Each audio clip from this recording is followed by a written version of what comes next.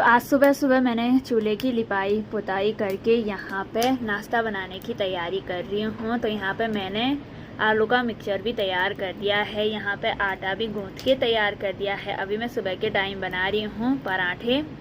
और यहाँ पे ये रहा मक्खन, तो यहाँ पे ये रहा मक्खन। तो आज पराठे बनेंगे मक्खन में।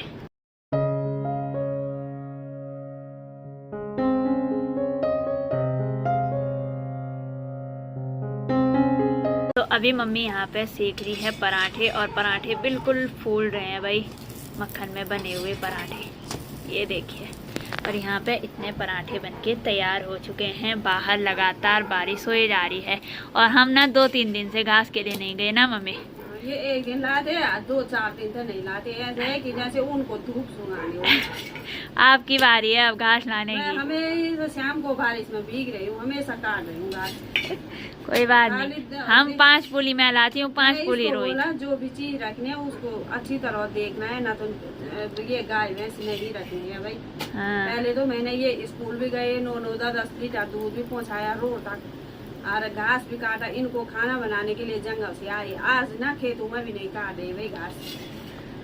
तो यहाँ पे अभी नाश्ता बन रहा है, फिर उसके बाद हम चलते हैं घास के लिए। पहले आप सभी को मेरा प्यार भ्यार नमस्ते। मेरा नाम है मोनिका, मैं हूँ देवभूमि उत्तराखंड केदार घाटी के खूबसूरत गांव रैर गांव से। अभी ब्लॉग की स्टार्टिंग सुबह की 9 बजे से हो रही है और अपने खेतों से हो रही है। तो अभी हम आ गए हैं खेतों में। जैसे कि माँ ने आप लोगों को बताया कि 3-4 दिन से हम घास के लिए नहीं गए, मम्मी खेतों में ही काट रही है। केले का फूल अच्छी तरह से सूख गया है, और पक्षियों ने देखिए कुछ केले खा भी रखे हैं भाई। ये देखिए, लगता है मीठे हो रहे हैं ज्यादा, तभी खाए ना। ये काचे के ये देखिए भाई। तो एक गुच्छा केले का पक चुका है, और यहाँ पे ना एक ककड़ी की बेल भी है जो यहाँ ऊपर चले गई है भाई, और फूल भी लगने लग गए हैं, लेकिन ककड़ी नहीं लगी है। तो आज ये केला हम घर लेके जाएंगे ना मम्मी, पक जाएंगे, देखेंगे वो खा रहे हैं।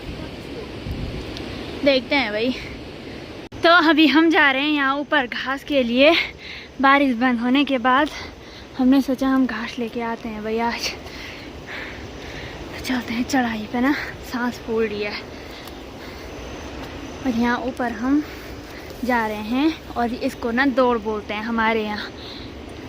दावड़ का घास काटेंगे आज हम। अभी मैंने 2 कूली घास की काट दी है, और मेरा हाथ ना कट गया है, इतना गहरा कटा हुआ है कि अंगुली की हड्डी दिख रही है सीधा अंदर।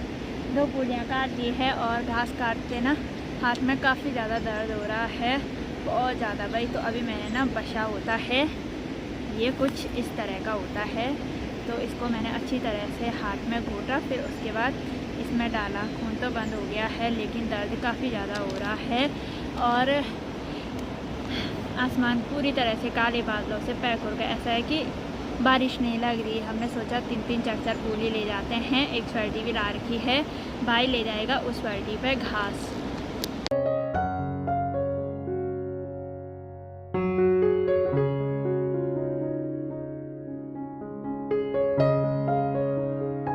एक भारी यहाँ पे काट ली है, माँ ने 4 पूलियाँ काटी हुई है, और मैंने यहाँ पे बिसाई हुई है भारी को। माँ ने 5 पूली काट दी है।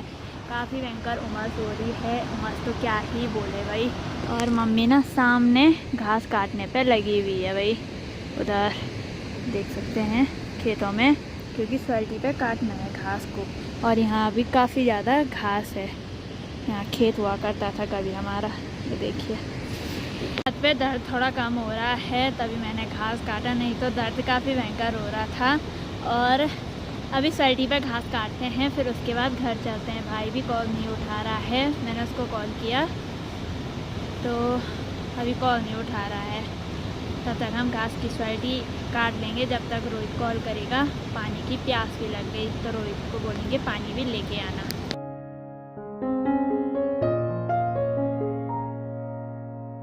के बाद काफ़ी ज़्यादा अच्छा लग रहा है, घास भी वेस्ट नहीं हो रहा है, और हमारी भैंस गाय खा रही है, तो काफ़ी अच्छा लग रहा है। नहीं तो पिछले साल तक हम घास लोगों को देते थे, लेकिन लोग ना एक भी चीज़ ऐसा नहीं होता था कि फ्री में देते थे भाई। और ऐसा होता है ना, अपनी चीज़ अपनी होती है। अपना घास फूस है तो सच बताऊँ तो अपनी घास भैंस अपनी ना भैंसें खाएगी ना घास तो चित्त बूझेगा, यानी कि मन को शांति मिलेगी, यार अपनी ही गाय भैंसें खा रही हैं।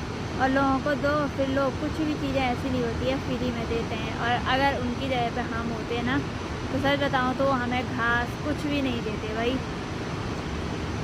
और कुछ टाइम तक हमारा भी जॉब नहीं था गाय भैंसों के लिए, तो इसलिए हमें थोड़ा बीच में रुकना पड़ा भैंस के लिए।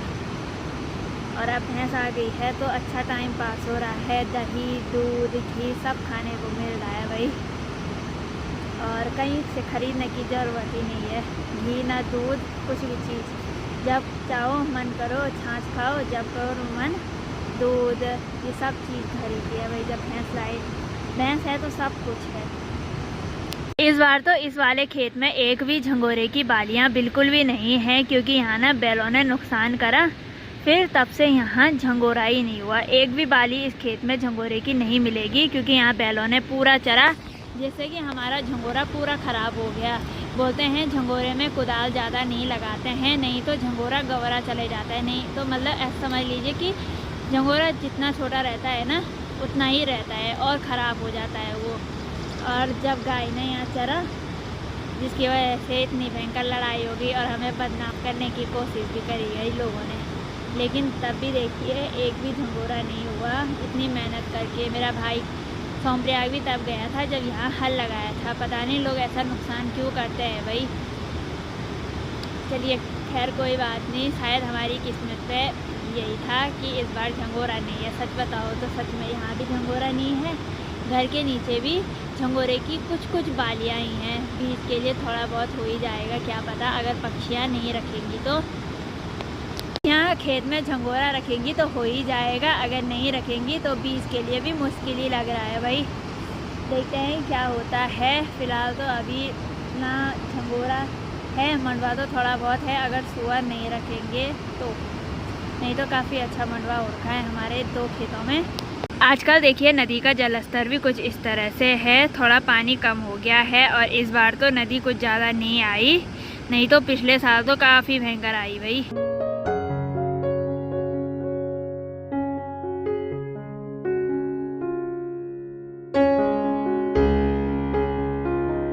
बाहर देखिए बारिश स्टार्ट हो चुकी है। घर पहुंचते ही थोड़ी देर तक ही मौसम अच्छा रहा, फिर उसके बाद झमाझम बारिश शुरू हो गई। और चारों तरफ के नज़ारे देखिए कुछ इस तरह से हैं। यहाँ पे देखिए ये ककड़ी की जो बेल है, ये देखते हैं कहाँ तक जाती है, कब तक इस पर ककड़ी लगती है। साथ ही यहाँ पे माँ लंच बनाने की तैयारी करने पर लगी हुई है। मम्मी क्या बन रहा है लंच में? अच्छा, तो आज का स्वादिष्ट सा लंच बनकर तैयार हो चुका है। लंच में है पीसी हुई राजमा दाल का साग, साथ में भात। तो गर्मा गर्म लंच का आनंद लेते हैं। बहुत टाइम बाद माँ ने पीसी हुई राजमा बनाई है ना मम्मी? हैं, अच्छा।